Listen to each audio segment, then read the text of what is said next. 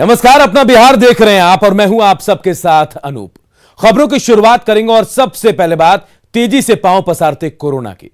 बिहार में कोरोना के बढ़ते मामलों के बीच सीएम नीतीश कुमार ने हाई लेवल मीटिंग की और जांच की संख्या बढ़ाने के साथ क्वारंटीन सेंटर तैयार रखने के निर्देश दिए। साथ ही लोगों से कोरोना गाइडलाइन का पालन करने और वैक्सीन लेने की अपील भी की गई है।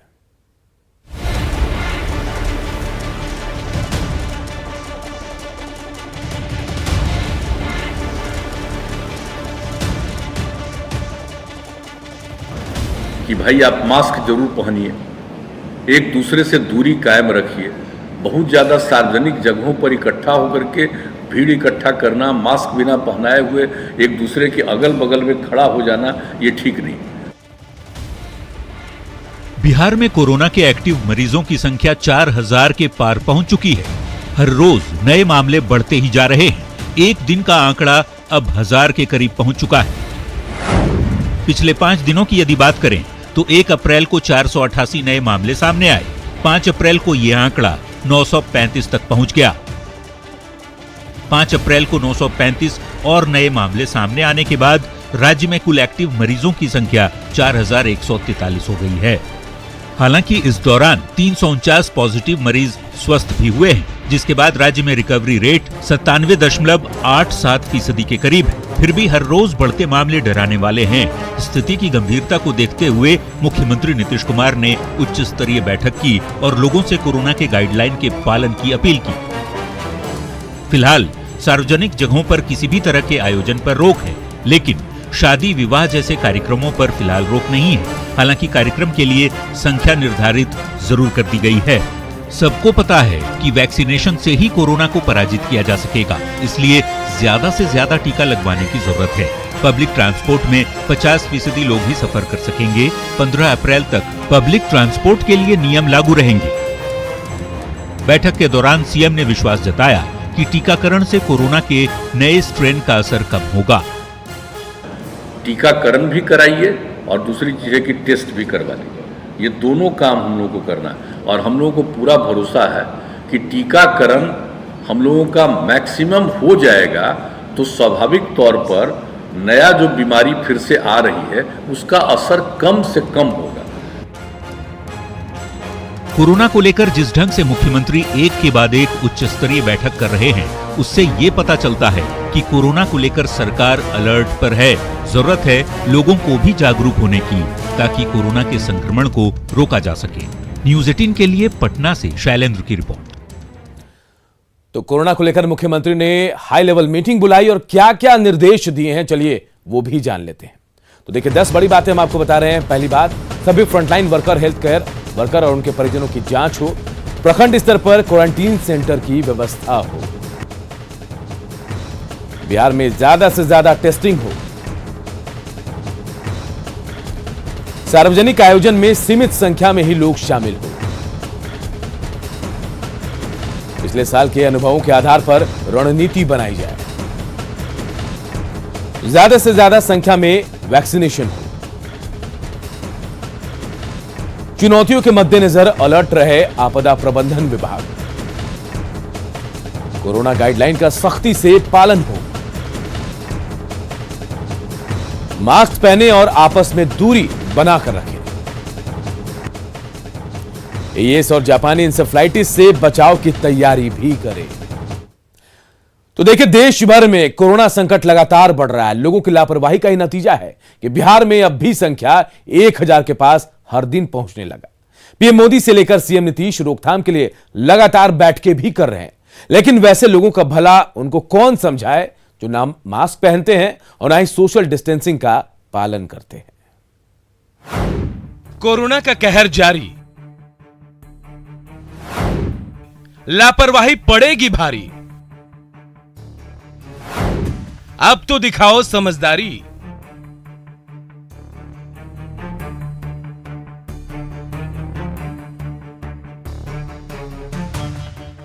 कोरोना की दूसरी लहर एक बार फिर तेजी से फैल रही है। देश के कई शहरों में नाइट कर्फ्यू लगानी पड़ी है। महाराष्ट्र से मजदूर पलायन कर रहे हैं। देश भर में बीते 24 घंटे में 96,000 563 नए मामले सामने आए। लगातार तीसरे दिन 90,000 से ज्यादा मामले दर्ज हुए हैं। लेकिन लोग हैं कि समझने को तैयार ही नहीं। कोरोना वायरस को लेकर लापरवाही बनी हुई है। बिहार में 24 घंटे में कोरोना पॉजिटिव केस 935 मिले हैं, जिसके बाद कुल एक्टिव मरीजों की संख्या 4143 हो गई। हालांकि इस दौरान 349 पॉजिटिव मरीज स्वस्थ भी हुए हैं। इसके बाद राज्य में रिकवरी रेट 97.87% के करीब है। ये तस्वीरें देखिए, ये पटना जंक्शन की है, जहां गोलंबर के पास लोगों को आते जाते धावा दल ने हिदायत दी, जुर्माना भी लगाया। लेकिन तस्वीरें देखकर समझना मुश्किल नहीं है कि लोग किस हद तक लापरवाही बरत रहे हैं। महिला हो या पुरुष, बच्चे हो या बुजुर्ग, किसी के चेहरे पर मास्क नहीं है। यह हाल तब है जब जगह जगह लोगों को जागरूक करने के लिए पोस्टर और बैनर लगाए गए हैं, जिसमें साफ लिखा है कि मास्क जरूर पहने।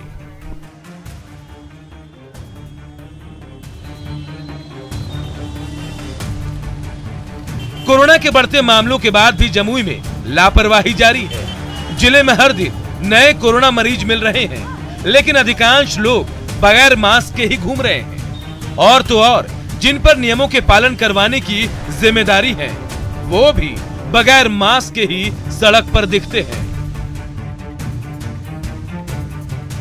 देश भर में अब तक 8 करोड़ 31 लाख लोगों को कोरोना वैक्सीन लगाई जा चुकी है। पीएम मोदी अब तक कई बार दवाई भी और कड़ाई भी की अपील कर चुके हैं, लेकिन लोग हैं कि मानते नहीं। Bureau report, news 18, Bihar Jharkhand. तो देखिए, सतर्कता जरूरी है। क्यों जरूरी है, जरा ये भी समझते हैं। पिछले 24 घंटे की बात करें तो पिछले 24 घंटे में 935 नए मरीज मिले हैं। जी हां, और जो हर दिन मरीजों की संख्या है वो लगातार बढ़ रही है। 24 घंटे की बात कर रहे हैं पिछले, तो 935 नए मरीज मिले हैं। इसलिए हम कह रहे हैं कि सतर्कता जरूरी है। इसके अलावा देखिए, बेहद जरूरी है कि आप टेस्ट भी कराएं, सोशल डिस्टेंसिंग का पालन भी करें। देखिए, हर दिन संख्या जो मरीजों की है वो लगातार बढ़ रही है और ये आंकड़ा तेजी से बढ़ रही है। तो इसलिए हम कह रहे हैं कि सतर्कता बेहद जरूरी है। इसके अलावा 5 दिनों में 3785 नए मरीज मिले हैं और यह आंकड़ा लगातार धीरे धीरे बढ़ रहा है। तो थोड़ा एक्टिव रहिए, सतर्क रहिए, खुद को कोरोना से बचाइए और लोगों को भी बचाइए, अपने परिवार को बचाइए। खतरा बढ़ रहा है, लेकिन सरकारी ऑफिस में कोरोना गाइडलाइंस की धज्जियां उड़ रही हैं। कटिहार के प्राणपुर प्रखंड के आरटीपीएस काउंटर पर बड़ी संख्या में लोग राशन कार्ड बनवाने के लिए पहुंचे। यहां ज्यादातर लोग बिना मास्क के पहुंचे थे। सोशल डिस्टेंसिंग का किसी ने ख्याल तक नहीं रखा। सरकारी कार्यालय में भीड़ नियंत्रण की कोई व्यवस्था नहीं थी और कोरोना के बढ़ते संक्रमण के बीच इस तरह की लापरवाही जानलेवा साबित हो सकती है।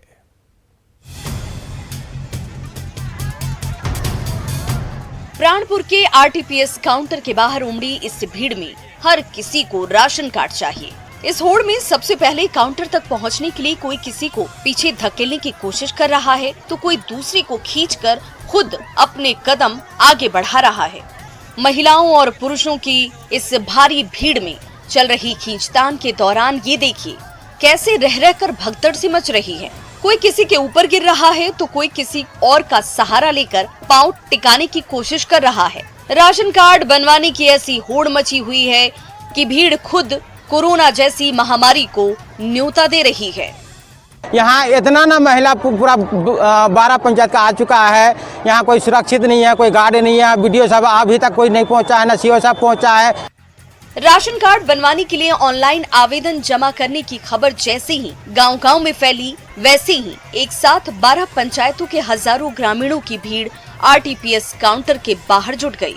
हालात ऐसे हो गए कि इस भीड़ को संभालना मुश्किल हो गया। कई बार आला अफसरों को फोन किया गया, लेकिन कोई भी इस भीड़ को काबू करने के लिए मौके पर नहीं पहुंचा। यहाँ कोई किसी को फोन भी किया जाता है, फोन भी नहीं उठाता है वीडियो साहब। क्या अंचल गार्ड है क्या? अंचल भी एक अंचल गार्ड है, उसको भी बोलते हैं जाइए अंदर में, कुछ नहीं बोलता, बोला हम डर के मारे वहाँ भी नहीं जाएंगे। बिहार में इन दिनों कोरोना का नया रिकॉर्ड बन रहा है। कोरोना से बचने के लिए बार बार कोविड गाइडलाइंस के पालन करने की अपील की जा रही है, लेकिन प्राणपुर में उमड़ी ये भीड़ खुद कोरोना को न्योता देती नजर आ रही है। सुब्रत कुहा, न्यूज़ 18, कटिहार। और अब बात महमदपुर के रक्त चरित्र की। मधुबनी के महमदपुर गांव में 5 लोगों के कत्ल के बाद मातमी सन्नाटा है। पुलिस की कार्यशैली पर सवाल खड़े हो रहे हैं। नामजद 35 आरोपियों में से 10 को गिरफ्तार किया गया, लेकिन पीड़ित परिवार अब भी दहशत में है। तारीख 29 मार्च 2021। जगह मधुबनी के बेनीपट्टी का महमदपुर गांव। रंगों के त्योहार होली का वो दिन था। हर तरफ रंगों की फुहार और गुलाल उड़ रहे थे। रंगों के साथ दिन का सूरज भी चढ़ रहा था, लेकिन मधुबनी के महमदपुर गांव पर मानो खून सवार हो चुका था। हंसी खुशी और उत्सव के माहौल के बीच अचानक कुछ ऐसा होता है कि रंग नहीं, खून से होली खेली जाने लगी। गोलियों की तड़तड़ाहट के बीच कोई कुछ समझ पाता, तब तक 5 जिंदगियां खामोश हो चुकी थी। एक ही परिवार के 4 लोगों सहित 5 लोगों की बेरहमी से हत्या कर दी गई। राइफल बंदूक से लैस हत्यारों का इरादा बेहद खौफनाक था। महमदपुर गांव के पूर्व सैनिक सुरेंद्र सिंह का परिवार हमलावरों के निशाने पर था। आखिर क्यों एक परिवार के खात्मे की कोशिश की गई, तो जान लीजिए।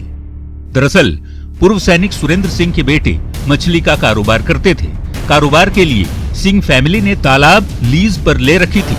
मछली कारोबार को लेकर 2 साल से 2 परिवारों के बीच विवाद चल रहा था। सुरेंद्र सिंह के बेटों की दुश्मनी गांव के प्रवीण झा और उनके साथियों से हुई। पिछले साल सुरेंद्र सिंह के बड़े बेटे संजय सिंह पर SC/ST केस दर्ज कराया गया। पुलिस जांच के बाद सुरेंद्र सिंह के बड़े बेटे को जेल भेज दिया गया।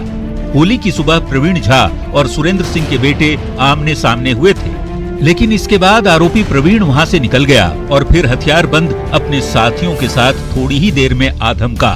फिर अंधाधुंध फायरिंग की गई, जिसमें सुरेंद्र सिंह के 4 बेटों के अलावा एक और शख्स की जान चली गई। बताया जाता है कि इस पूरे कांड की वजह 2 साल से चलता आ रहा मछली का कारोबार वाला विवाद ही है। इस सनसनीखेज हत्याकांड के बाद महमदपुर गांव में मातमी सन्नाटा पसरा है।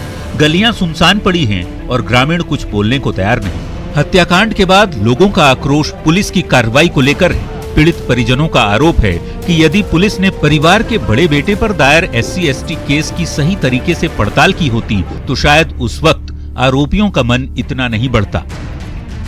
बच्चा लोग छोटा है, हमारे पुतों सबका दशा देखिए। मेरे घर में एक ही बच्चा मेरा जो है सो बचा हुआ है, जो सबसे बड़ा लड़का है, जिसको हरिजन एक्ट लगा करके यहाँ थाना प्रभारी जेल में बंद किया और उस लोगों को जो है सो फ्री किया।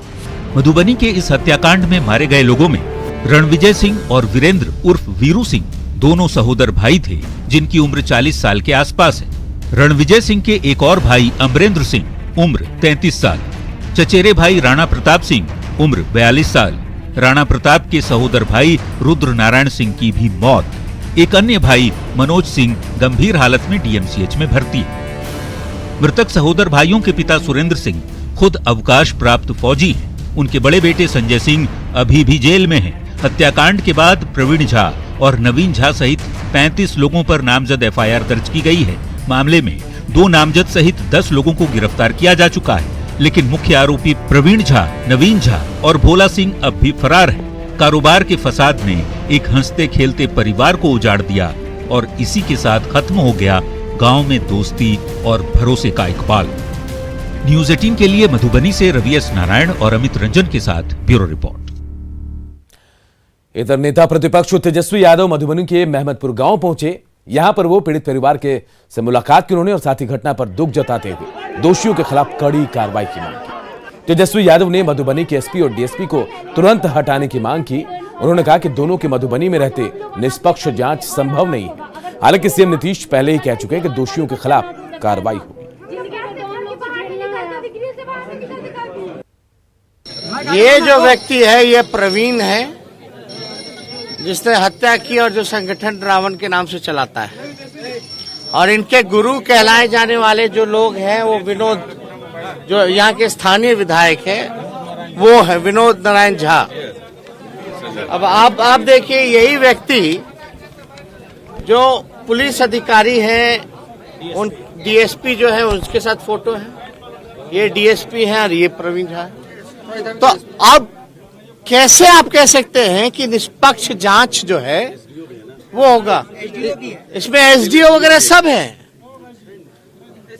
और लगातार इनके प्रशासन के लोगों से मिलीभगत लगातार रहती है। जो रंगदारी वगैरह संगठन से ये लोग कमाते हैं उसमें कुछ पैसा जो है अधिकारियों को भी चंदा ये लोग देने का काम करते हैं। तो ये करप्शन, घूसखोरी नीतीश जी के राज में मामूली बात है। न्याय कहते हैं कि न्याय के साथ विकास होगा, कहाँ है न्याय नीतीश जी? किसी को बख्शा नहीं जाएगा और पूरी इंक्वायरी और इन्वेस्टिगेशन ठीक ढंग से करके और सीधे जो बात होती है कोर्ट में मामले को पहुंचाना और उसका ट्रायल भी तेजी से, हम जो बार बार आपको कह रहे हैं वो जरूर इसके लिए सब लोगों को कहा हुआ है, गाइडलाइन है और प्रतिदिन अगर कहीं कोई इस तरह की घटना घटती है उसकी जानकारी लोग देते हैं, क्या हो रहा है, किस हद तक कहाँ पर क्या काम हुआ, इसकी भी जानकारी। मधुबनी के महमदपुर में होली के दिन हुई 5 लोगों की हत्या मामले में पुलिस लगातार कार्रवाई कर रही है। एडीजी पुलिस मुख्यालय जितेंद्र कुमार ने बताया कि मधुबनी पुलिस ने हत्याकांड के ही दिन 2 अभियुक्तों को गिरफ्तार कर लिया था और अब फरार अभियुक्तों के घर की कुर्की की जा रही है। उन्होंने कहा कि मामले की उच्च स्तरीय जांच की जा रही है और साथ ही फरार अभियुक्तों की गिरफ्तारी के लिए एसआईटी का गठन भी कर दिया गया है। केस में अभी तक 10 अभियुक्तों की गिरफ्तारी हो चुकी है, 2 अभियुक्तों के विरुद्ध कुर्की जब्ती की जा चुकी है और अभी 8 अभियुक्तों के विरुद्ध और कुर्की जब्ती की जा रही है। तो इस तरह से हमने पुलिस के कार्रवाई के रूप में जो अभियुक्त हैं उनकी गिरफ्तारी भी की है और जो अभी बचे हैं उनकी कुर्की जब्ती की और उनके अभी भी गिरफ्तारी के लिए हमारे जो है प्रयास जारी हैं। और स्थानीय स्तर पर कुछ जो है लापरवाही पाई गई थी जिसको लेकर के थानाध्यक्ष को निलंबित भी किया गया है।